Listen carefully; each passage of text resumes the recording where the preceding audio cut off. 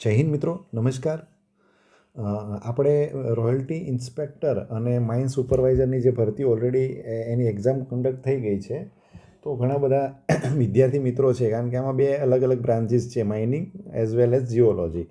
સો બંને એકબીજાને એક પ્લેટફોર્મ ઉપર ભેગા થઈ શકે એવું એક તો અમે ટેલિગ્રામ ગ્રુપ બનાવ્યું છે સ્ટુડન્ટની બેનિફિટ માટે, જેથી એ લોકો ઇન્ટરનલી બંને ગ્રુપ ડિસ્કસ કરી શકે આ વસ્તુને.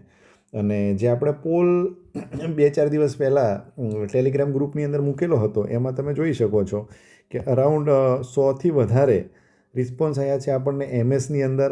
અને આ તમે માર્ક્સ જોઈ શકો છો. આ ઓલરેડી આપણે ગ્રુપની અંદર શેર કરેલું છે, બરાબર. જેને જોતું હોય તો એ ગ્રુપની અંદરથી તમને મળી જશે. પછી આરઆઈની અંદર પણ તમે જુઓ તો આરઆઈની અંદર પણ ખાસો એવો, મતલબ 90 જેવા સ્ટુડન્ટનો આપણને રિસ્પોન્સ આપેલો છે. અને આ એવા સ્ટુડન્ટ છે જે ખૂબ એક્ટિવ છે, જેના સારા એવા માર્ક્સ થાય છે અને કંઈક એની અંદર થવાના ચાન્સીસ છે. બાકી જે લોકોને એવું લાગે છે કે ભાઈ આરઆઈ અને એમએસમાં મારું થવાનું જ નથી, તો એ લોકોએ આની અંદર ગ્રુપ ના જોઈન કર્યું હોય. હજી માની લો કે ગ્રુપની રીત જે છે એ 30થી 35% ઓછી છે, તો તમે છે ને જેટલા પણ લોકો આ વિડીયો જોઈ રહ્યા છો, એક તો એ ગ્રુપ જોઈન કરી લો. અને ગ્રુપ જોઈન કરી અને આ પોલ છે, આ પોલની અંદર ફરીથી લિંક મોકલવામાં આવશે. તમે જો આની અંદર હજી પાર્ટિસિપેટ ના કર્યું હોય તો કરી લેજો. હવે મેઇન વસ્તુ આપણે મેરિટની વાત કરવાની છે.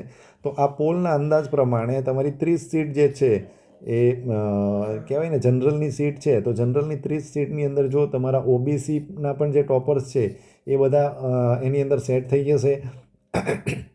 ઈડબ્લ્યુએસના પણ જે ટોપર્સ છે એની જનરલમાં સીટ કપાવવાના પૂરેપૂરા ચાન્સીસ છે, બરાબર. અને બીજા અમુક એસસી અને એસટીના પણ જે મતલબ બહુ સારા એવા માર્ક્સ લઈને આવ્યા છે, એ બધાના ટોટલ 30 સીટો તમે ગણી લો. તો આ 30 સીટો પ્લસ એક્સ સર્વિસમેનની 10 સીટોમાંથી કેટલીક સીટો આની અંદર જશે. એટલે 35-36 સીટો જે છે એ જનરલ માટેની છે. તો એનું જે મેરિટ છે એ 120ની ઉપર મેક્સિમમ જે છે તમારું જનરલ મેલ માટેનું મેરિટ જે છે 120 રહેશે, બરાબર.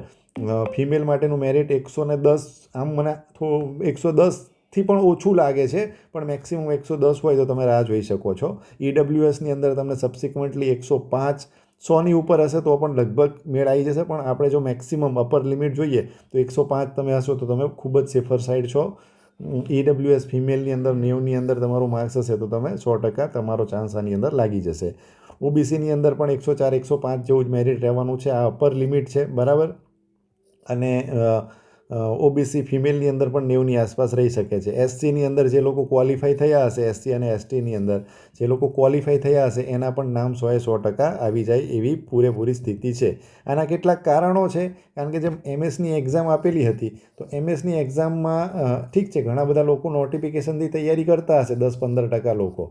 પણ ઘણા બધા એવા લોકો હશે કે હવે તૈયારી કરશું અને એકદમ શોર્ટ નોટિસની અંદર એની એક્ઝામની ડેટ આવી ગઈ હતી. એટલે લગભગ 1 મંથની તૈયારી હતી. 1 મંથની તૈયારીની અંદર તમારે એમએસ માટે અપિયર થવાનું હતું.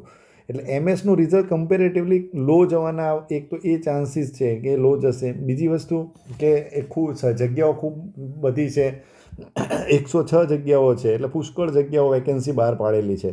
એટલે એ પણ એક બેનિફિટ છે. ત્રીજો બેનિફિટ એ છે કે જે આરઆઈની અંદર જે ઘણા બધા કોમન સ્ટુડન્ટ હશે, 50-60% જેવા સ્ટુડન્ટ કોમન હશે, જે ટોપરની અંદર તમારા સ્ટુડન્ટ જે છે એ ઇન્વોલ્વ ત્યાં આગળ થઈ જશે, ઓકે. તો એ પણ તમારું એડજસ્ટ થઈ જશે. એટલે એમએસની અંદર આ મેરિટ આટલું જ રહેવાનું છે, આથી વધારે રહેવાના કોઈ ચાન્સીસ નથી.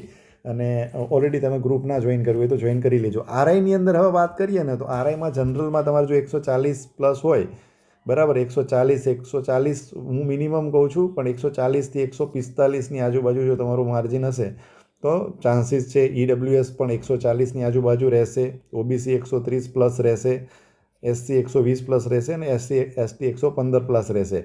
આ રીતે મેલ ફિમેલની અંદર 2-4 માર્કનો ડિફરન્સ હોઈ શકે છે.